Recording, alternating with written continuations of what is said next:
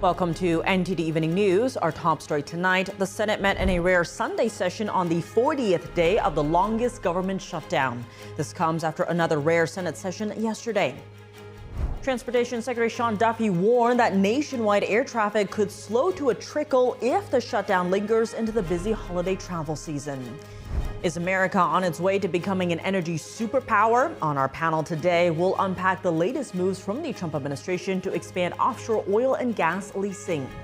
The head of the BBC and its top news executive both resigning today. It follows criticism of the broadcaster's editing of one of President Trump's speeches. The body of an Israeli officer was returned after 11 years. And due to water shortages, Iran says residents may have to evacuate the capital if it doesn't rain by the end of November. And despite the government shutdown, a parade in the nation's capital honors veterans. Grassroots veterans groups and local marching bands showcase their support for those who fought to preserve freedom in America.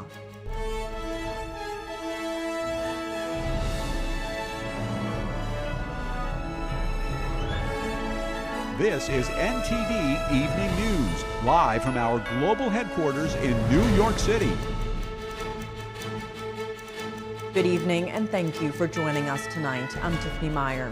Senators on Capitol Hill today hold a rare Sunday meeting, despite no promise of a vote to end the government shutdown. I've been in elected office a long time, and taking government hostage and shutting it down is always a losing proposition. It costs money to shut the government down. It costs money to open the government up. And we find out little is accomplished. In the process, government's supposed to be service to the American people. And when there's 700. This comes after senators also gathered yesterday for a rare session. The unprecedented shutdown has now moved into its 40th day. Senate Majority Leader John Thune has said the Senate will remain in session until a deal to fund the government is reached. Senate Democrats are still seeking to extend Obamacare tax credits, but Thune says he's willing to make concessions only after they reopen the government. This as President Trump has urged Republicans to end the filibuster that prevents them from passing their version of the funding bill without Democrat support. So far, congressional Republicans have not taken steps to end the filibuster. Millions of people who rely on food aid are now stuck in uncertainty as the Agriculture Department is now telling states to stop full food stamp benefits. In a memo issued yesterday, the agency told states to release only 65% of SNAP benefits during the government shutdown. States were told to immediately undo steps taken to issue full benefits this month. The directive also warns of serious consequences for states that ignore it. It adds that the USDA is still working to keep the states informed about the funding situation. A Supreme Court order late Friday paused a lower court's mandate for full payments. After the lower court order, some states issued SNAP payments for November, including Wisconsin, Oregon, New York, New Jersey, Pennsylvania, Hawaii, and others. Air travel is taking a heavy toll from the ongoing shutdown. The Federal Aviation Administration has cut flights 4% at the busiest airports due to unpaid controllers not showing up. As of Sunday afternoon, around 2,000 flights were canceled and nearly 7,000 were delayed. Transportation Secretary Sean Duffy told Fox News today that Thanksgiving air traffic could slow to a trickle if the shutdown persists. Here's the Secretary and some travelers' reactions to the flight cuts. As I look 2 weeks out as we get closer to Thanksgiving travel, listen, I think what's going to happen is you're going to have air travel slow to a trickle. As everyone wants to travel to see their families, I think we're going to see air traffic controllers, very few of them coming to work, which means, yes, you'll have a few flights taking off and landing at our different airports across the country. But the thousands of flights that happen every day to move people around the country for this great American holiday, it's not going to happen. You're going to have massive disruption. I think a lot of angry Americans, and I think we have to be honest about where this is going. It doesn't get better. It gets worse until these air traffic controllers are going to be paid. On my way to the airport today, flying back to Sarasota, and I get the alert this morning that it's been canceled yesterday. So now I'm scrambling, trying to find a flight back. Do you have any good options right now? Do you know? No, right now it's just getting through this fiasco. Would hope that both sides would start negotiating and get things back open for folks, but I understand from people coming to work without being guaranteed pay or waiting on back pay, I can understand why it's tough to keep everything staffed. Unfortunately, we're not going to be heading back to Atlanta right now. We are all going to get off the airplane. I don't know how long that delay is going to be, but so everybody needs to take all of your stuff with you in case this isn't the plane we end up back on our way to Atlanta tonight. Hey, here's the Alpha 2. I have to go on the aircraft. The pilot just told me he timed out. So just heard that announcement, the pilot just timed out. We're not getting home tonight. Secretary Duffy has said additional flight cuts, perhaps up to 20%, might be needed. Hartsfield-Jackson International Airport in Atlanta had the most cancellations today, over 170. Following that is Newark Liberty International Airport in New Jersey with 115 cancellations. The FAA says staffing shortages at Newark and LaGuardia Airport in New York were leading to departure delays of around 75 minutes on average.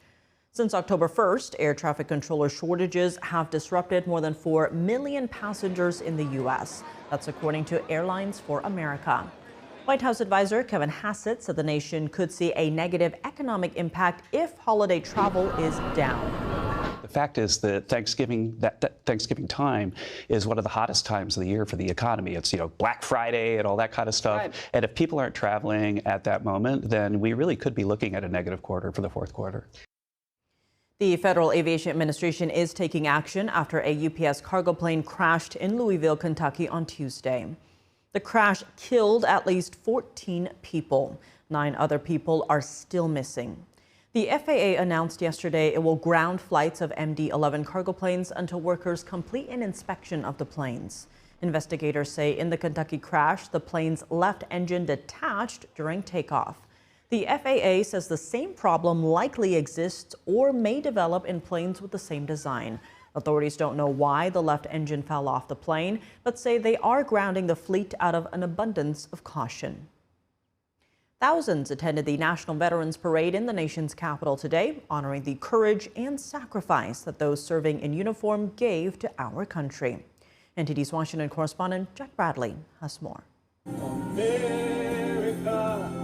Here in the nation's capital, we celebrate veterans here at this parade with the Grand Marshal General Michael Flynn and many people paying tribute to veterans here around the world. This is the National Veterans Parade Foundation that's putting on the only nationally recognized veterans parade in the country. Despite the government shutdown, this parade is going on without a penny from the U.S. government. And you can see that beautiful flag up there. So that's the fire department of Washington, D.C. that did this for us, and they're just wonderful, wonderful people. This is the 3rd annual National Veterans Parade, held right in front of the National Archives on Sunday, filled with veterans groups and marching bands.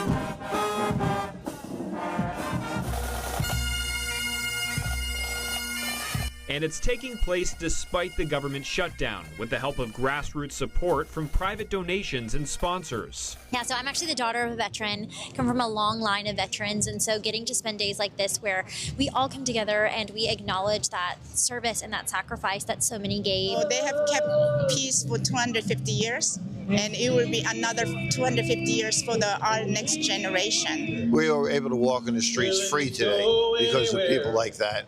I think it's very important that we celebrate those who have fought for us and just come together as a community. It's so incredible to see the way that they selflessly give their lives to serve our country. We're protecting our nation's heroes by honoring them today. And I think the event highlighted veterans facing suicide when they come home from service. I think there's a misconception so often that they are some of the strongest and they have to remain that. But asking for help does not make you weak. Asking for help proves how strong you are. Honoring them with the Spartan Pledge. And what the Spartan Pledge is, it's a promise that us veterans or first responders, they make to one another for that they won't take their own life. They won't commit suicide because, as people know, we lose over 22 vets a day to suicide. The Spartan Sword was made with steel crafted from the Twin Towers in New York City, honoring veterans and first responders alike. That is a symbol of what our country went through 25 years ago.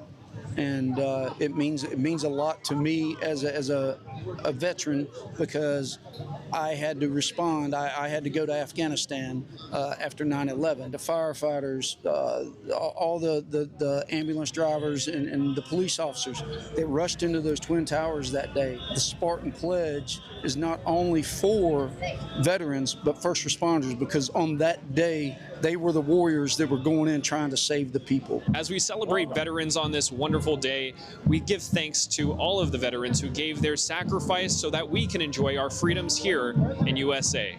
Reporting from Washington, D.C., Jack Bradley, NTD News. President Trump is attending a football game outside Washington, D.C. between the Washington Commanders and the Detroit Lions. It's the first time since 1978 a sitting president has attended a regular season NFL game.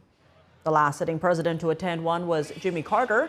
The only other time was Richard Nixon in 1969.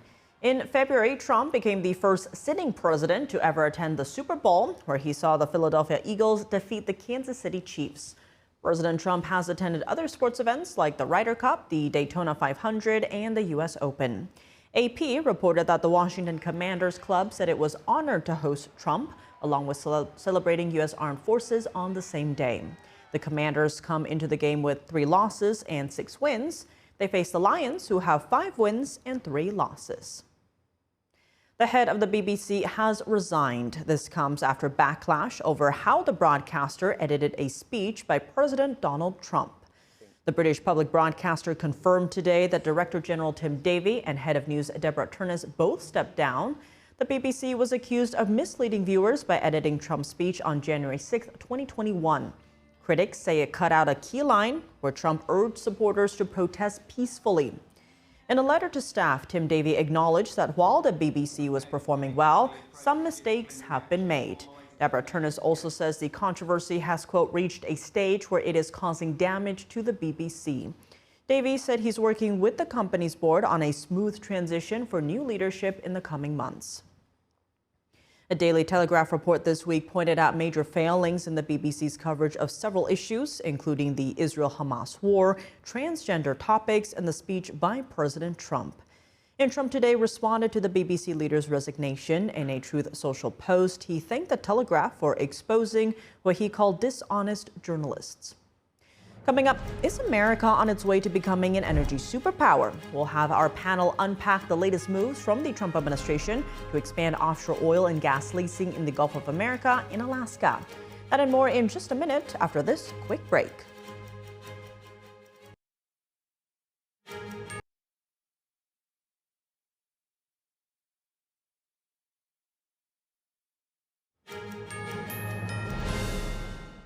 Welcome back. I'm Tiffany Meyer. New moves in the energy sector. The Department of the Interior announced 2 major steps on Friday to expand offshore oil and gas leasing. It's part of President Trump's One Big Beautiful Bill Act, seeking to boost domestic energy production while reducing reliance on foreign suppliers. The first lease sale is planned in the Gulf of America, with another proposed auction in Alaska's Cook Inlet. Joining us to unpack what all this means is Ray Trevino, Vice President of Operations at Pecos Country operating in Texas, and Bart Marcois, former Principal Deputy Assistant Secretary of Energy for Policy and International Affairs under the Bush administration. Thank you both so much for being here. Now, Ray, starting with you, the first sale will open roughly 80 million acres across the Gulf of America for oil drilling, with the BOEM setting the royalty rate at 12.5%, or the lowest permitted by statute. Talk to us about how big of a deal this is and how long it'll take to kick off something like this. Well, thank you as always for having me, and just so excited. This 12.5% is, as President Trump would say, a huge deal. The last administration, it was more over, I believe, 20% was the amount that the government was taking out of it. So this 12.5% really motivates oil and gas companies, along with oil and gas investors, to get back behind a lot of proven production in places like the Gulf of America and in Alaska as well. And Bart, this is part of the Trump administration's effort to unleash American energy dominance and cement the United States' position as a global energy powerhouse. How do you see these moves in the Gulf of America fitting in with this goal? You can take out the word energy when you say global energy powerhouse. It makes us a global powerhouse. If we're dominant in energy, we're dominant in everything. We never would have had the Ukraine war. Putin would never have invaded Ukraine if Biden had not let the price of oil go up to over $80 a barrel and flirting with $100 a barrel, if I remember correctly, during part of that time. The best way to stop the war in Ukraine is to bring down the price of oil, and the best way to do that is to produce here in America. Ray, I take my hat off to you because you are a production guy. You're the guy out there drilling the wells and producing the oil.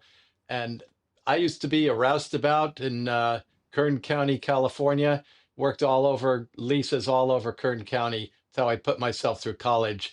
And I have just tremendous respect for drillers and production guys all over the world. And I thank you for producing oil. And Ray, certain environmentally sensitive zones will remain off limits, but talk to us about the regulation, environmental concerns that pop up around projects like these. How long would it take to kick off something like this? Yes, I wish I could say that we could kick these off overnight and just begin to see revenue, but the crude truth is it's going to take us a little bit of time to ramp up, obviously get these leases done, get the due diligence completed as well, to then continue and to produce from these areas. And if I may, sir, thank you very much. That's high praise coming from you and your administration. So I just want to say thank you very much for the kind words. As far as regulation goes, what a great team we have right now leading the charge with Lee Zeldin, looking over the EPA, and Secretary of Energy Chris Wright, just working as a team to really remove the unnecessary red tape that was there in place during the last administration to make it more difficult to really create more energy security for the United States. And with these gentlemen now looking things over and seeing and understanding, more importantly, how business works in the energy sector and how important it is to the United States, we're really only going to continue to grow, especially in these prime exploration acreage areas of the Gulf of America and Alaska. And Bart, expanding on your earlier point, talk to us about the geopolitical implications here. If energy security is national security, how does all of this fit in? Sure. We produce about 4 billion barrels a year, about 13 million barrels a day of oil currently, give or take. It fluctuates up and down. There are at least estimated 30 billion barrels of oil in the Gulf of America alone. That's not including natural gas, and it's about what's in Alaska. Cook Inlet, I love the name of it up there, the big, beautiful Cook Inlet lease. That's the official name of the lease they're offering up there. Not so much, but what that means is we cannot be held hostage by any oil producing cartel or nation. The Venezuelans can't hold us hostage. The Qataris, the Saudis are our allies now. They're not going to hold us hostage. But when it comes to money, everybody kind of looks at it. The Saudis have always been the swing producer. Well, we can outproduce the Saudis if we really develop these leases. That our production costs are higher, but we have a great deal of oil, and it's about time we tap into it. And if you think President Trump can sue for peace by threatening tariff measures and other economic measures, imagine what he can do if he can threaten to withhold oil or promise to give oil at concessionary rates to nations that he's making peace deals with. It's an enormous bit of political and diplomatic leverage. There is no larger than other than outright military action. And Ray, as Bart mentioned, it's not just the Gulf of America. The BOEM is also proposing to make about 1 million acres available for leasing in Alaska's Cook Inlet. Now, that also includes the 12.5% royalty rate. The sale is the first of 6, actually, required by the One Big Beautiful Bill. Now, there does seem to be more environmental concerns over this move. What do you expect the EPA under Lee Zeldin to do on this? Well, I expect Lee Zeldin to run the EPA the way that it was designed to be run. We don't hear about the acid rain in the Northwest anymore or any of these other things. And that's because of the EPA in the 1970s and 80s when it did a great job protecting America and our environments and the people. And I expect it to continue to do the same. What we're excited about is that this administration and EPA have removed basically political red tape to allow America to have that energy security. So I do expect a lot of oil and gas companies, and the majority, I should say, to continue to run their companies with the environment first and safety first at the same time, because I don't know any oil and gas men or women that aren't conservative and conservationists at the same time. We all love Mother Earth, and we all are blessed to tap into the resources that it has, and we know that we need to respect it. So we only want to continue to do what's best, produce oil, and keep the area as clean as possible. And staying with you very quickly, Ray, there does seem to be increasing focus on Alaska lately, including in terms of, say, minerals. Talk to us, though, about the resources in Alaska when it comes to the Cook Inlet. Yes, Alaska alone is also another strong area for oil and gas, along with other natural resources. And keep in mind also of the location that Alaska is in on the globe and how important that is as well to the United States and the security of the United States. Prudhoe Bay up there has always, and the North Slope has always continued to produce great oil, and we expect it to continue to do so, adding on the Cook Inlet as well. So Alaska is also a very important hub for the energy sector and an important security measure for the United States. And Bart, the BOEM says the offshore leases will help support high-paying jobs, coastal infrastructure, and state-level revenue sharing while bolstering federal finances. What are you anticipating critics to say about these projects? Well, critics will say the same thing they've been saying for decades since Rachel Carson published Silent Spring, that they're going to claim that there will be massive environmental damage, and they'll pick some poster child of a species and say this species is going to suffer damage. But I want to talk about that, and I want to say something. I'm a Republican, I'm a partisan Republican, but I need to point out that it's not just the other party that are the bad guys on manipulating concern about the environment. The regulatory barriers are essentially a license for blackmail by the administration and members of Congress, and both parties are guilty of it.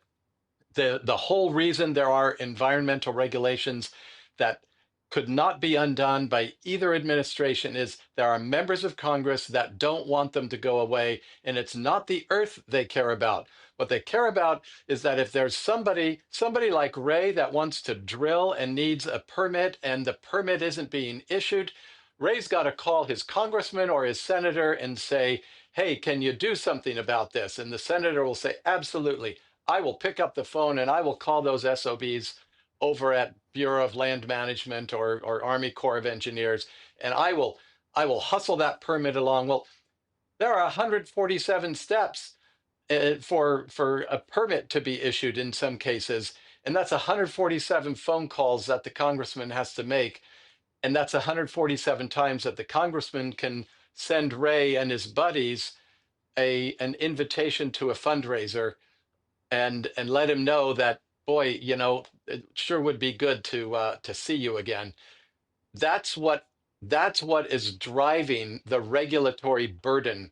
It's members of Congress who don't want it to go away because it gives them the power of incumbency, the power to raise money, the power to extort money from their constituents who are just trying to create jobs and do business and do things that are good for the country. And people need to stop being emotionally blackmailed, the voters, by threats that are really meant to increase the power of members of Congress to extort the business community. And on that note, Ray, there is a lot of focus on the cost of living right now. Talk to us, though, about the impact these new projects might have on domestic energy prices. Could we see those come down? This day and age, anything is possible. I know President Trump just last week touted he'd love to get gasoline prices back down to $2.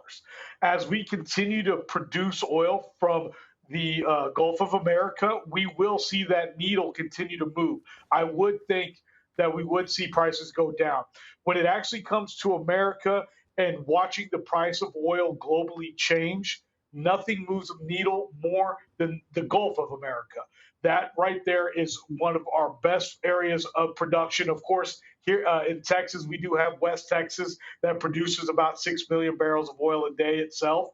However, we also know that, hey, the Gulf of America is still the number one spot that we continue to produce from. So, yes, we could definitely see some ways of the oil prices continuing to get lower. And as Bart mentioned earlier, that we will not be at the mercy of people like OPEC or these other countries that don't like us. Keep in mind when the Iran issues happened in the 1970s, OPEC alone had an estimated 50% of the access global oil. Today, that is down to less than 10%. That is because of the hardworking men and women in America that produce 14 million barrels of oil a day that we now really continue to help better control the price and give us more, not only energy security, but more importantly, national security. That's a great transition because, Bart, I want to go to your earlier point about the U.S. being a global powerhouse. How do you see communist China watching all of these moves and what this means for the U.S.-China rivalry, if you will? China is an enormous consumer of oil. I don't think they're the biggest. I think they're the second biggest. I don't remember. But they are enormous consumers of oil, and they're watching this very carefully. They have been going around the world for nearly 30 years trying to lock up the production of critical resources, critical minerals. We know they have a monopoly on rare earth minerals, or a near monopoly. They have been trying to lock up energy resources. They have been far less successful. The people in the GCC have staved off Chinese interference. I wrote about it 20 years ago. I spoke with some high-ranking officials from some GCC countries, said China's knocking at our door every day. If we wanted to retire and get rich, we could give a lease to China and they would support us for the rest of our lives. But we want to keep them out of the Gulf. They would give anything to have leverage over the world economy like America is going to have. America is a benign power. We're not going to use it to oppress people. We're going to use it to force open markets and force open opportunities for people to trade with one another and opportunities for American companies. That's a big difference between us and China. Well, Bart Marcotte, Ray Trevino, thank you both so much for joining us. Thank you. Coming up, Super Typhoon Fengwang is battering the Philippines. At least 2 people have died and over 1 million have been evacuated. And the body of an Israeli officer was returned after 11 years. Due to water shortages, Iran says residents may have to evacuate the capital if it doesn't rain by the end of November. That's coming up.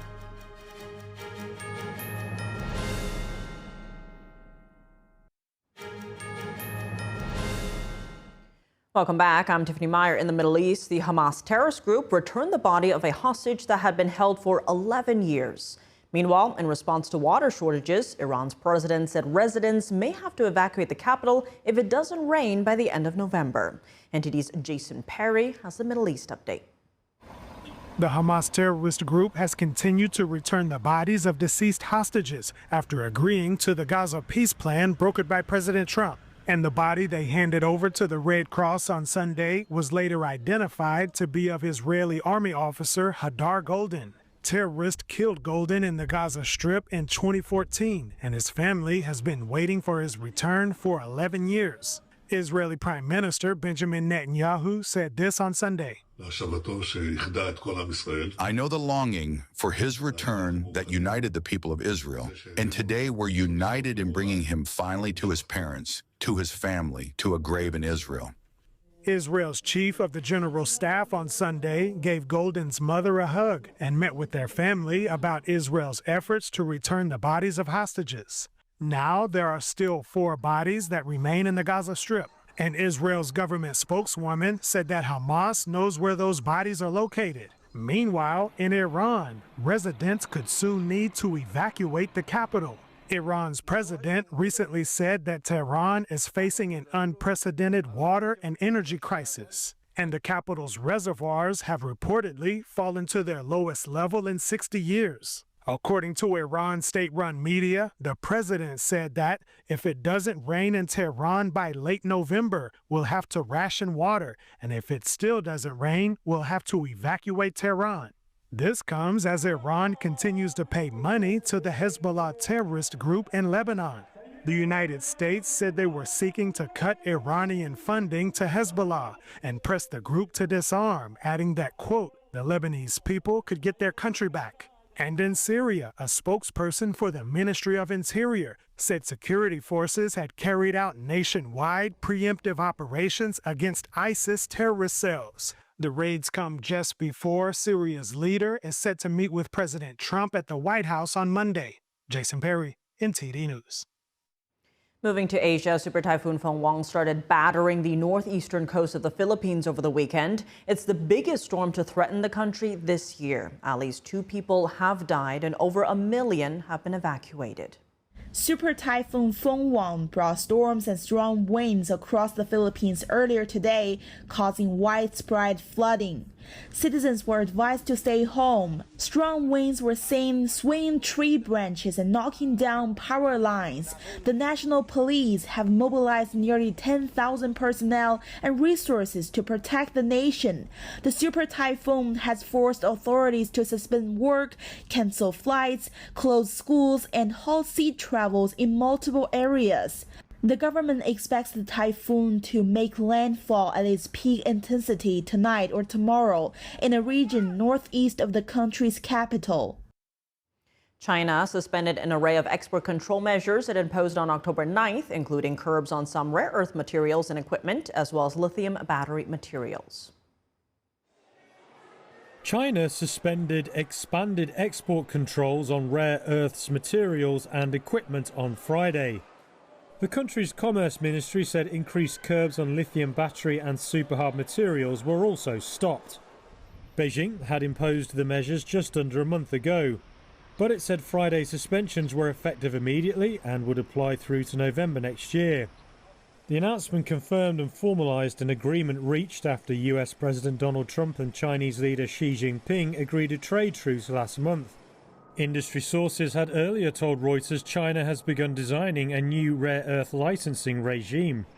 They added it could speed up shipments but likely won't lead to a complete rollback of restrictions as hoped for by Washington. The sources said Chinese authorities told some rare earth exporters they will be able to apply for new streamlined permits in the future. The export curbs have become Beijing's strongest leverage in its trade rivalry with Washington. China produces more than 90% of the world's processed rare earths and rare earth magnets. The ingredients are key for products ranging from cars to missiles.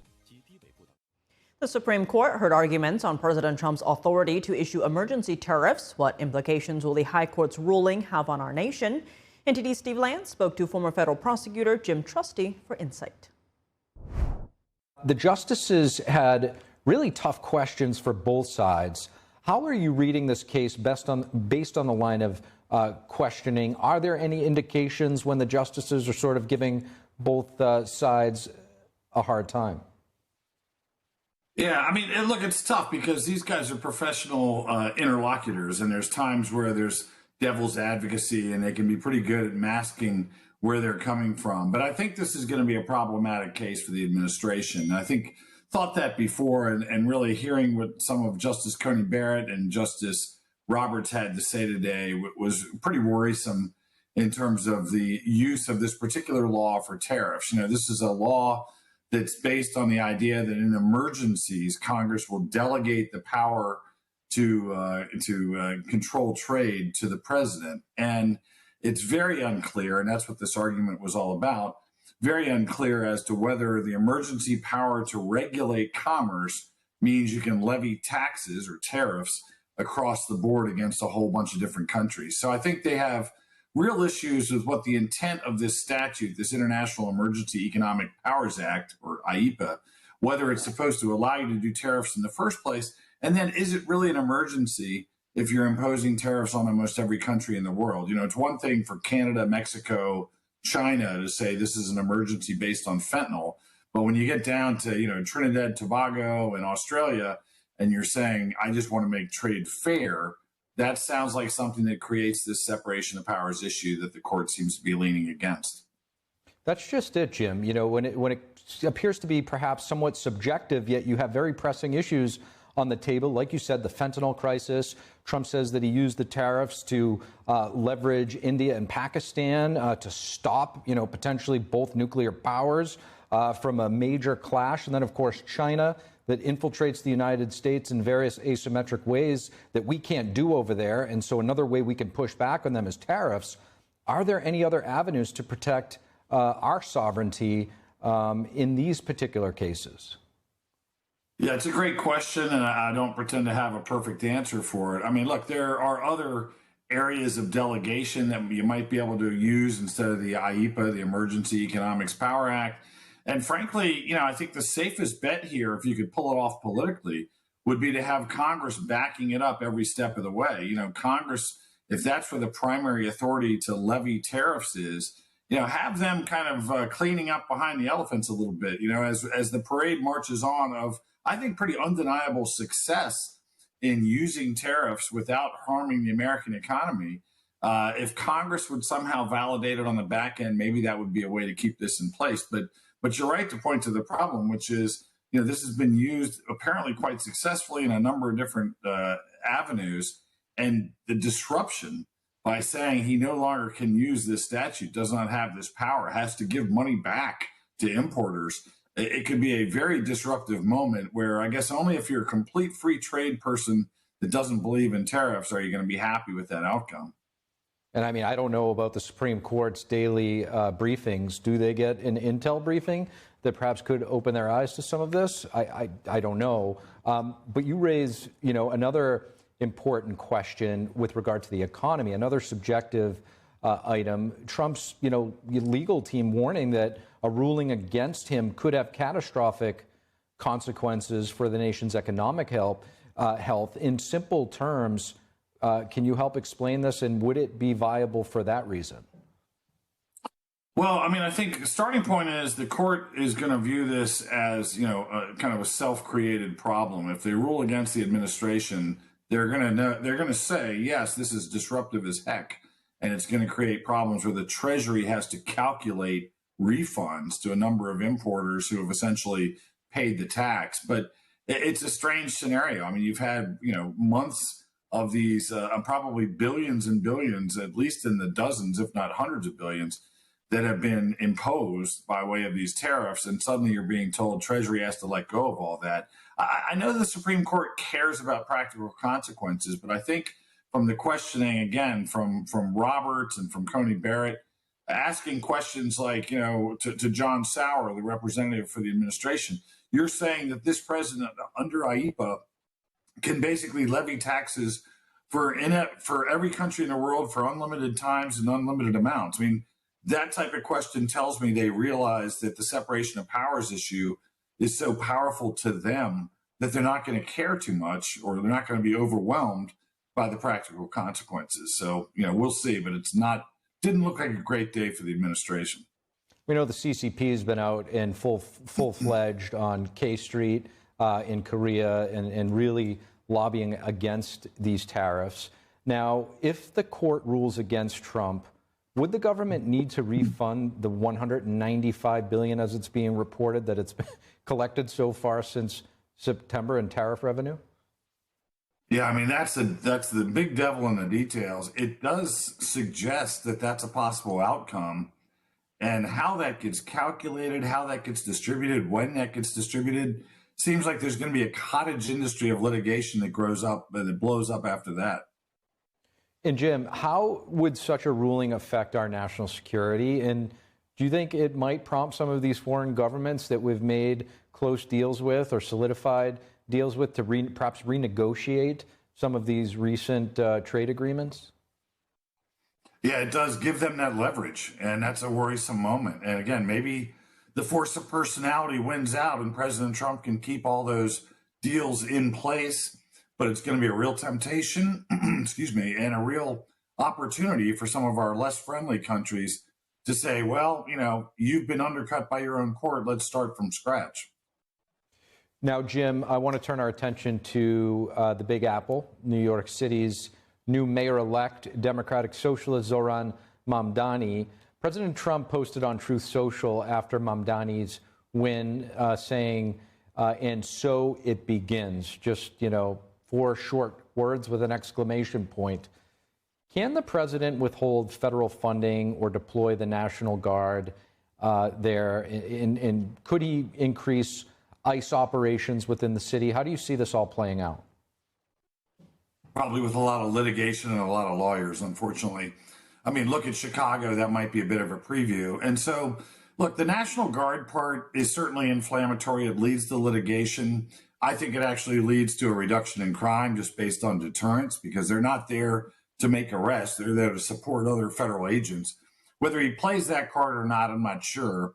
But, a surge in federal investigations and federal resources being poured into any particular locality is completely fair game. And most fair-minded politicians would realize, hey, if they want to give us more ICE, more DEA, more FBI to take on street crime in our city, we'll take it. So that one, I think, not only is it constitutionally protected, there's no such thing as sanctuary cities in the eyes of the Constitution, but I think practically that's a move that would be hard for any mayor to really thwart. He can complain, he can moan, he can sue, he can find some friendly judges, maybe like they did in Chicago at first, but eventually that's going to bubble up to an appellate court that says, you do not have the power as a local governor or mayor to thwart federal law enforcement taking place in your jurisdiction. So I think the president has some options that are safe in terms of trying to fight crime. In terms of funding, the shutdown might be a part of this, where you can kind of use the shutdown as a vehicle for also thwarting particularized local spending. But at the end of the day, the president's power over the purse is very limited. And when he wants to fight, when he wants to have rescission of funding that's already been delegated by Congress, you're limited to essentially the same fiscal year. So if you really want to get the money rescinded, you have to go through Congress and get them to say, we take everything back from last year. That's a tough sell. But if you have the ability of stuff that's in stream to delay it, you're allowed to do that for several months at a time. So maybe the president does that on some of the, macroeconomic ideas in terms of grants and spending that's in New York City. But I'm not sure. I think he might have been commenting more broadly that New York has actually succumbed to the foolishness of putting a socialist in power. And it was more of a ruining the day for New York than any sort of announcement of a plan. 2 Major League Baseball pitchers face charges for taking bribes. We have that and more after this break.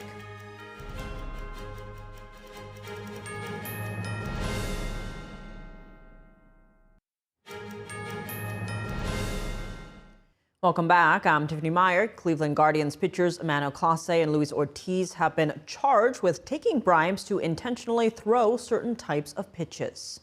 According to an indictment, Clase and Ortiz helped bettors from their native Dominican Republic win bets on pitch speed and outcome, including intentionally throwing pitches outside the strike zone.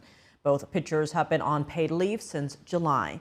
The MLB says it contacted federal law enforcement when it began investigating the unusual betting activity. Ortiz was arrested by the FBI today at Boston Logan International Airport. He's expected to appear in federal court in Boston on Monday. Authorities say Clase is not yet in custody. The top charges carry a 20-year prison sentence.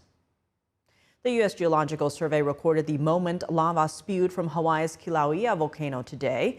Since late last year, Kilauea has been spewing molten rock from vents in its summit crater. Scientists view each episode as part of the same eruption because magma has been following the same pathway to the surface.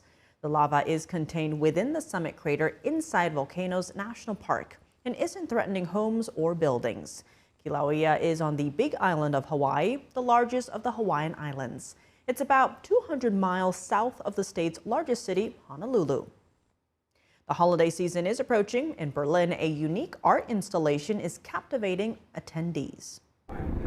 Yes, here in the hall behind me, this is Forest Winter Lights. So we're here on the Dark Matter site. This is our new hall, Transformator. And this year we have 600 Christmas trees with 250,000 lights, a 400 square meter ice rink, and a light show that lasts almost an hour. Hopefully all of this together will create a really nice Christmas atmosphere. Visitors can skate on an ice rink immersed with an ever-changing light show synced up with electronic beats, as well as disco balls hanging from the ceiling and 600 Christmas trees upside down. The music's intended to retell the stories of the season, from footsteps in the snow to the excitement that children have at Christmas. Located on the outskirts of Berlin at a repurposed industrial plant, the installation will be up and running until next February. A nursing home for penguins. At the New England Aquarium in Boston, critically endangered penguins can live out their years in comfort and safety. So behind me we have our geriatric island, home to 7 of our oldest individual penguins. We have around 50 penguins as part of our colony. Over half of them have exceeded that 10 to 15 year life expectancy. Some of our birds on this island are even approaching their 40s. A lot of these animals are rescued, rehabilitated, or here for genetic and conservation reasons. And so this is a really important population of genetically valuable but non-releasable individuals. So it's really important that we can help them succeed in day-to-day life. Meet Lambert, a 33-year-old African penguin receiving eye drops and specialized care at the New England Aquarium. These penguins, with their trademark black and white feathers, stand about 2 feet tall and weigh about the size of a large cat. In the wild, their maximum lifespan is typically 15 to 20 years. In captivity, with regular meals, veterinary care, and protection from predators, they're defying expectations. Some of the aquarium's African penguins are in their 30s, and one lived into its 40s. That's twice as long as they would live in the wild in South Africa and Namibia, where pollution and lack of food due to overfishing threaten the critically endangered species. So, Lambert's caregivers at the New England Aquarium created something special, a geriatric island where he and 6 other aging penguins can live together safely. Every individual matters for the species' conservation, making the specialized care of aging birds not just a welfare issue, but a conservation priority. And that's all for today's news. Round-the-clock coverage, visit us at ntd.com/live or download our NTD app. Thanks for tuning in. I'm Tiffany Meyer. Good night.